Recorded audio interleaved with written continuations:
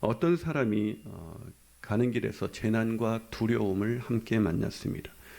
그 사람이 재난에게 물었습니다. 재난아, 너 어디 가니?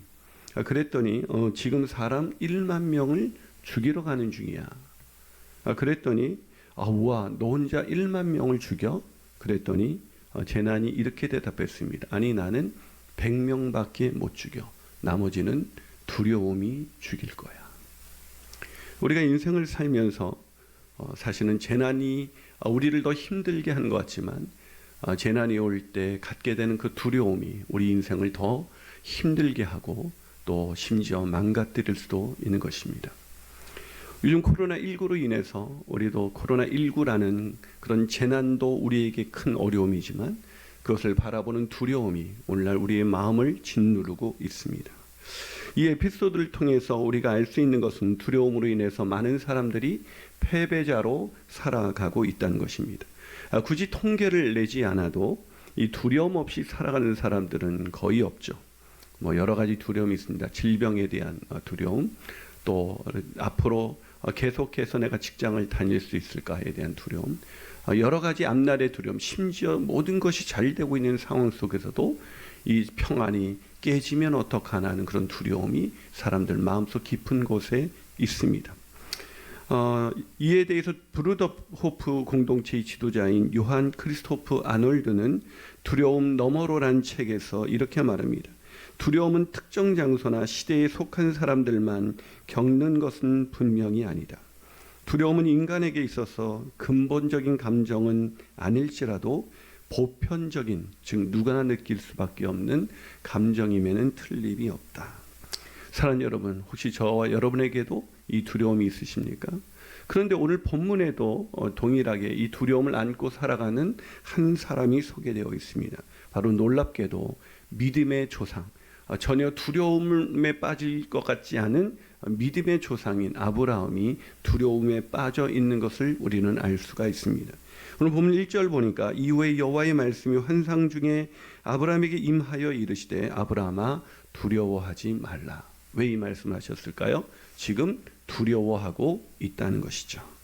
왜 두려워했을까요? 아브라함은 자기 조카 롯이 잡혀갔다는 소식을 듣고 자신의 집에 있는 군사를 318명을 데리고 나가서 그돌라오멜 연합군과 싸워서 놀랍게도 이겼습니다.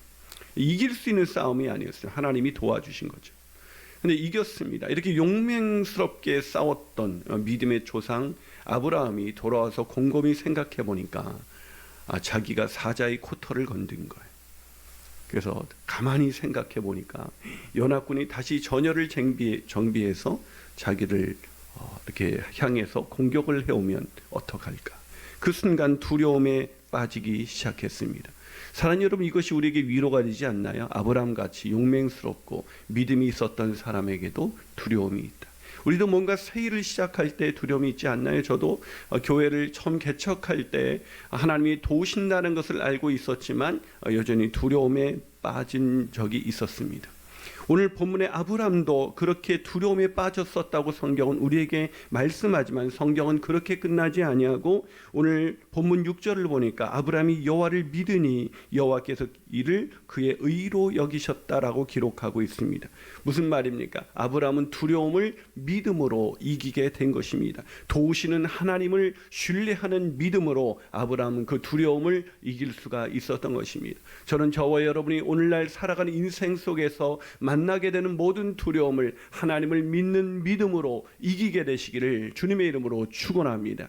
그렇다면 두려움 없이 하나님의 도우심을 경험하는 그 믿음은 도대체 그 믿음으로 산다는 것은 어떻게 산다는 것을 의미하는 것일까요? 첫 번째로 부정적인 상상을 중단하는 것입니다. 부정적인 상상. 이 찰스 스탠리가 크리스찬 감정 수업이라는 책에서 그가 몹시도 두려워했던 자신의 에피소드 하나를 들려주었습니다. 오늘날 캐나다의 로키 산맥 정상 부근에서 캠핑을 하고 있었습니다. 숨막히게 웅장한 자연 앞에서 그는 친구들과 함께 얼마나 설레었겠어요. 날이 저무는 순간까지 정말 사진기를 연신 눌러대면서 그렇게 시간을 보냈습니다. 그리고 각자의 텐트에 들어가서 단잠에 빠졌어요. 근데 어떤 영분인지 자신의 텐트가 막 무섭게 출렁거리기 시작했습니다. 그 출렁거림이 얼마나 격렬했는지 칠흑처럼 어두운 밤중에도 과격한 움직임은 그치지 않았습니다. 그는 재빨리 머리를 굴리기 시작했습니다. 상상하기 시작했습니다. 이 텐트를 흔들어내는 그 힘은 도대체 뭘까? 순간 두려움이 엄습했습니다. 왜냐하면 이렇게 심하게 출렁거리는, 텐트를 출렁거리게 할 수 있는 존재는 곰이라는 존재밖에 없었기 때문입니다. 그 순간 온몸이 얼어붙기 시작했습니다. 심장은 벌렁거리고 숨은 쉴 수 없는 그런 공황장애 같은 그런 상황이 되기 시작했습니다. 잠시 후면 이 곰이 발톱을 통해서 이 텐트를 찢고 들어오겠지. 성난곰이 으르렁거리는 그 입을 우리는 목격하게 되겠지. 그 발톱으로 나를 한순간에 움켜잡을 거야 라는 생각이 들자 그는 아무것도 할 수가 없었습니다. 입이 얼어붙었는지 소리조차 나오지가 않았습니다. 그는 공포와 두려움 속에서 그냥 완전히 얼어붙은 것입니다. 그런데 어찌된 일인지 그 곰은 들어오지 않았고 한참의 시간이 지난 후 텐트의 움직임은 잦아들기 시작했습니다. 이 곰이 텐트를 포기하고 혹시 친구들의 텐트를 공격하기로 했나 하는 생각이 들었습니다. 그런데 곰이 으르렁거리는 소리가 들리지 않았어요. 조용해지자 그런 두려움에서 조금씩 진정되기 시작했고 조심스럽게 밖을 내다봤습니다. 그 순간이 찰스 스탠리 눈에 들어온 것이 하나 있었습니다. 그것은 곰이 아니라 밤새 내린 새하얀 눈이었습니다. 밤새 눈보라가 쳤던 것입니다.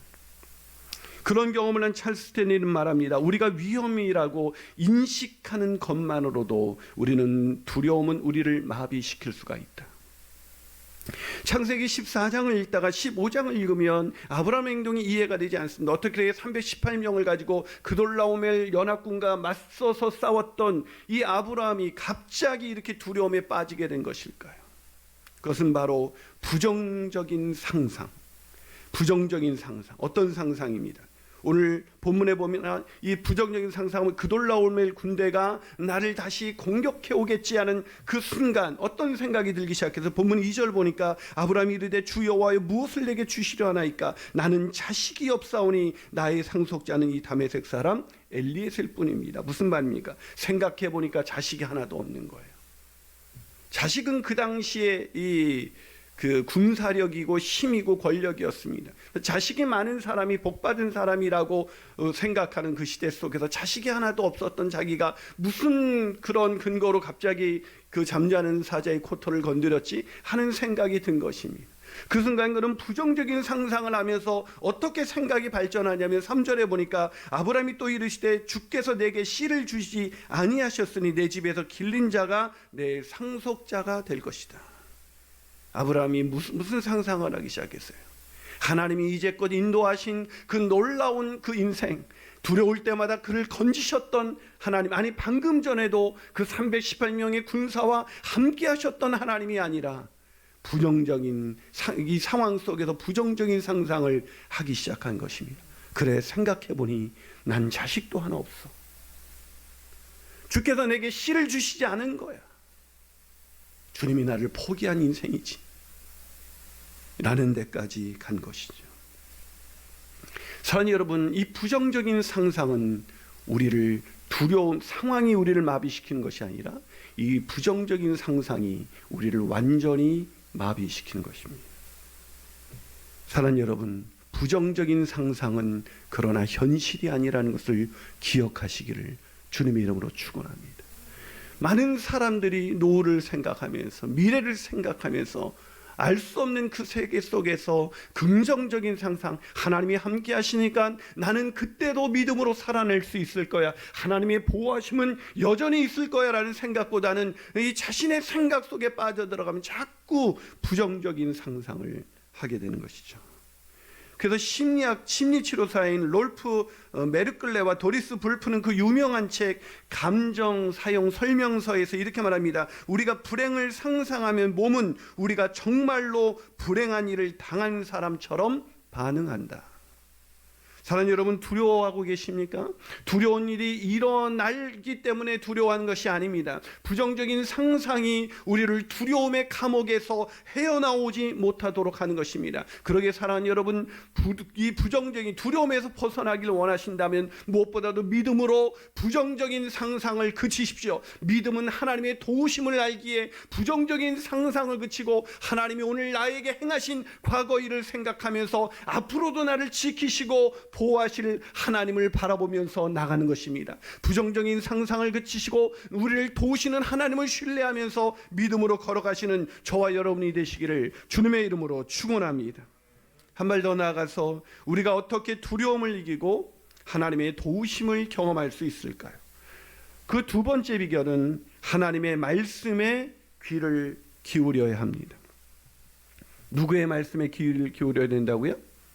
내 생각, 내 속에서 일어나는 내 내면의 언어가 아니라 하나님의 말씀에 귀를 기울여야 합니다. 이 세계적인 심리학자인 브렌다 쇼샤나 박사가 두려움 없이 사는 법이라는 책을 썼습니다. 아주 좋은 책이죠. 이 책에서 이 쇼샤나 박사는 두려움을 이렇게 정의했습니다. 두려움은 현실에서는 아무런 영향을 끼치지 못하는 손님에 불과하다. 그렇습니다. 두려움은 현실이 아닙니다. 우리가 상상하는 두려운 현실은 잠깐 왔다가 떠나는 손님에 불과하는 것입니다. 여러분 믿으십니까? 정말로 믿으십니까? 자, 그럼 우리 영상으로 온라인으로 예배하시는 분들뿐만 아니라 우리 현장에서 나와서 예배하시는 분들, 우리 옆 사람에게 이렇게 인사해 볼까요? 그 손님 제발 그만 내보내세요. 시작. 그 손님 제발 내보내세요. 아멘이십니까? 제발 내보내세요. 좋은 손님이 아니에요. 근데 그 손님을 붙들고 계속 인생을 살아가요. 손님이 주인이 돼요. 손님은 손님인데 자꾸 그 손님을 내 마음의 주인의 자리에 앉히고 그 두려움이 원하는 대로 우리가 살아가는 것이죠. 사랑하는 여러분, 내보내셨습니까? 예, 근데 잘 안 나가요. 이 손님이 꽤 끈질겨요. 가만히 자리에 놓으면 또다시 부정적인 상상이 떠오르기 시작합니다. 오늘의 매출이 좀 이랬어. 오늘의 건강의 컨디션이 좀 이래. 여러 가지 부정적인 상상이 막 계속 되기 시작합니다. 잘 안 나가요. 왜 그럴까요? 왜 잘 안 나갈까요? 이 두려움이라는 이 손님은 하나님의 말씀으로만 쫓아낼 수가 있습니다. 아멘이십니까? 찰스 스탠리는 크리스천 감정 수업이라는 그 책에서 이렇게 말합니다. 우리는 관심 대상이 분산되어 있기 때문에 그분의 말씀을 온전히 다 듣지 못한다. 그러나 일단 주님을 의지하고 그분의 말씀에 귀 기울이기 시작하면 주님은 내면에서 일어나는 일을 차근차근 알려주시고 치유의 과정이 시작되게 해주신다. 할렐루야. 뭐라고요? 말씀에 귀를 기울이기 시작하면 주님께서 우리 내면에서 일어나는 일을 차근차근 알려주시고 치유의 과정이 시작된다는 것입니다. 여러분, 오늘 본문에 있는 아브라함도 마찬가지였습니다. 하나님이 이 두려움에 빠졌던 아브라함을 이미 알고 계셨어요. 그래서 하나님이 그를 찾아오셔서 어떻게 하셨어요? 오늘 본문 1절 다시 한번 읽어볼까요? 읽습니다. 시작. 이후에 여호와의 말씀이 환상 중에 아브라함에게 임하여 이르시되 아브라함아 두려워하지 말라. 나는 내 방패요 너의 지극히 큰 상급이니라. 하나님이 뭐라고 말씀하셨습니까? 두려워하지 말라고 하시면서 뭐라고 말씀하셨어요? 나는 너의 방패이고 상급이다. 여러분, 그돌라오멜 연합군이 다시 쳐들어올 것이라고 생각했던 이 아브라함에게 가장 절실히 필요한 게 뭐예요? 방패죠, 방패. 근데 누가 방패라고요? 하나님이 방패이시다. 와, 여러분, 저와 여러분에게도 하나님이 방패가 되십니다. 무엇이 두렵습니까? 하나님이 우리의 방패가 되신다. 자, 아브라함이 이 말씀 들을 때 얼마나 여러분 참 아브라함보다도 믿음이 좋으신 것 같아요. 하나님이 방패입니다 할 때 아멘이 나오셨는데 아브라함은 내가 너의 방패야 그랬을 때 아브라함이 뭐라고 반응했을까요? 아멘이 아니라 노멘이었습니다. 그래서 이 2절과 3절을 아까 읽으셨지만 뭐라고 말하는지 2절 3절 읽어볼까요? 자, 여러분 한번 읽어주시겠습니까? 시작. 아브라함이 이르되 주 여호와여 무엇을 내게 주시려 하나이까? 나는 자식이 없사오니 나의 상속자는 다메섹 사람 엘리에셀이니이다. 아브라함이 또 이르되 주께서 내게 씨를 주지 아니하셨으니 내 집에서 길린 자가 내 상속자가 될 것이니라. 아멘이 아니라 노멘이죠. 하나님 그냥 또 말씀만 하시네요. 내 상황을 보세요. 저는 씨가 하나님이 씨를 안 주셨잖아요. 내가 자녀가 있습니까? 하나님이 주신 자녀라고는 그냥 이 엘리에셀밖에 없지 않습니까? 어떻게 종이 내 상속자가 될 수 있습니까? 나는 하나님 자식도 주지 않았는데 내 상황은 변하지 않는데 말씀만 하신다 그래서 내가 어떻게 상황이 바뀔 수가 있겠습니까? 여러분이 이 말씀을 듣는다고 해서 상황이 오늘 당장 바뀌지는 않습니다. 그렇기 때문에 오늘 여기서는 아멘 했지만 집으로 돌아가셨을 때는 그 상황을 마주했을 때는 밤에 곰곰이 생각해 보면 다시 두려움이 우리의 마음을 짓누르기 시작하는 것이죠. 생계가 막막한데 어떻게 두렵지 않을 수가 있겠어요? 질병이 점점 심각해지는데 어떻게 두렵지 않을 수가 있어요? 사업은 어려워지고 부채는 늘어가만 가는데 점점 쌓여만 가는데 어떻게 두렵지 않을 수가 있겠습니까? 아브라함이 지금 그런 심정인 것이죠. 하나님은 약속의 말씀을 자꾸 상기시켜 주십니다. 여러분, 저는 인생을 살 때 저도 이 믿음의 목회자의 길을 걸으면서 정말 두렵고 힘들 때가 많았습니다. 아까도 잠시 여러분 개척을 안 해본 사람은 개척에 대한 두려움을 알 수가 없어요. 제 인생 구비구비마다 두려운 순간이 얼마나 많았겠어요. 그때마다 하나님은 저에게 말씀해 주셨습니다. 제가 붙들었던 말씀 중에 약속 중에 하나는 이거예요. 하나님께서 그 아들과 함께 좋은 것을 너에게 주시지 않겠느냐. 그리고 오늘도 개척할 때 두려울 때도 하나님은 이사야서 60장의 말씀을 주시고 약한 자가 강국을 일으켰다고 그 작은 자가 천을 이룰 것이라는 약속의 말씀을 주셨습니다. 약속의 말씀, 그 말씀이 우리를 두려움에서 자유케 하는 것입니다. 사는 여러분, 두려운 것은 상황이 아닙니다. 실패가 아닙니다. 질병이 아닙니다. 죽음이 아닙니다. 두려운 것은 두려운 상황 속에서도 하나님의 약속의 말씀이 들리지 않는 것입니다. 그 약속의 말씀을 신뢰하지 않는 자, 그 자는 상황이 바뀌어도 또다시 두려움 속에 갇혀 평생을 살아가게 될 것입니다. 그러나 하나님의 약속의 말씀을 신뢰하는 자, 그 말씀을 마음에 새기는 자, 그 사람은 두려운 상황이 산 같은 두려움이 온다 할지라도 그 산을 뛰어넘어 새로운 세계를 열어가시는 하나님의 놀라운 역사를 경험하게 되실 줄로 믿습니다. 그 하나님의 약속의 말씀을 믿고 두려울 때 도우시는 하나님을 경험케 되시기를 주님의 이름으로 축원합니다. 마지막으로 우리가 어떻게 두려움을 이기고 하나님의 도우심을 경험할 수가 있을까요? 세 번째로 창조주 하나님의 보호하심을 신뢰해야 합니다. 뭐라고요? 창조주 하나님의 보호하심을 신뢰해야 합니다. 여러분, 하나님의 말씀은 우리를 두려움에서 건지시는 하나님의 능력이 됩니다. 아멘이십니까? 근데 문제는 머리로는 아는데 이게 마음으로 잘 믿어지지 않는다는 것이죠. 어떻게 우리는 하나님의 약속의 말씀을 믿고 흔들리지 않는 그런 견고한 믿음, 그런 믿음을 가질 수가 있을까요? 제가 한 번은 지방에 사시는 크리스찬 공무원이 제게 편지를 보냈습니다. 근데 일면식도 없었던 분인데 고치기 어려운 질병을 가진 딸과 함께 제가 지금은 이제 절판이 된 책이지만 예수께서 이끄시는 성공이라는 책을 썼습니다. 이건 이제 구할래도 구할 수가 없어요. 이게 원래 이제 웅진 출판사에서 기독교 출판을 하면서 그 편집장이 저를 찾아와서 책을 내기를 간곡히 원해서 이제 사람들이 예수께서 이끄시는 그런 길로 형통의 길로 걸어갈 수 있도록 매일매일 묵상할 수 있는 말씀인데요. 이 책에 감동을 받아서 책을 더 구해서 사람들에게 자기가 이 책 때문에 그 두려움에서 벗어나서 믿음으로 살 수가 있었는데 이 책을 더 이상 구할 수가 없다는 거예요. 이제 웅진 출판사 기독교 출판이 사업을 접으면서 이제 책을 더 이상 낼 수가 없었거든요. 그래서 이분이 책을 달라 그러면서 저한테 이렇게 책을 혹시 가지고 계신 게 있냐 해서 제가 출판이 접으면서 출판사에 저에게 재고 몇 권을 저에게 주었습니다. 그래서 소장용으로 갖고 있었던 그 책을 답장과 함께 보내드렸는데 이 책에 반기문 유엔 사무총장이 두려움에 빠졌던 그런 이야기가 하나 있어요. 이 반기문 사무총장도 미래에 대한 두려움으로 인해서 말할 수 없는 고통 가운데 있었던 적이 있습니다. 2001년 외교부 차관 시절에 실수로 인해서 불명예 퇴진을 했어요. 여러분, 공무원이 불명예 퇴진을 했다, 이건 인생 끝난 것입니다. 외교관으로서의 모든 꿈이 다 무너진 것이었죠.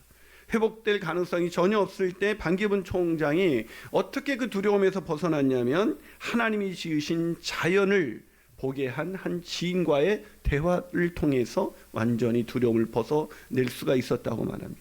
이 미래에 대한 두려움으로 작은 수목원을 경영하던 이 지인을 찾았는데 그 지인이 이런 얘기를 들려준 거예요. 저기 저 겨울나무를 보세요. 이파리가 하나도 없어서 앙상해 보이지 않습니까? 그러나 내년 봄에 다시 한 번만 와보세요. 눈부신 이파리들이 엄청나게 붙어 있을 것입니다. 이게 자연의 이치죠. 또한 인생의 이치입니다. 사람들은 모두 겨울나무처럼 앙상해지는 것을 두려워합니다. 그러나 그렇게 앙상해지지 않고는 내년 봄 눈부시게 빛나는 그런 이파리들이 달린 나무를 그런 이파리들이 달린 나무가 될 수 없다는 것을 기억해야 합니다. 나무를 오래 가꾸면서 깨닫게 된 이치죠.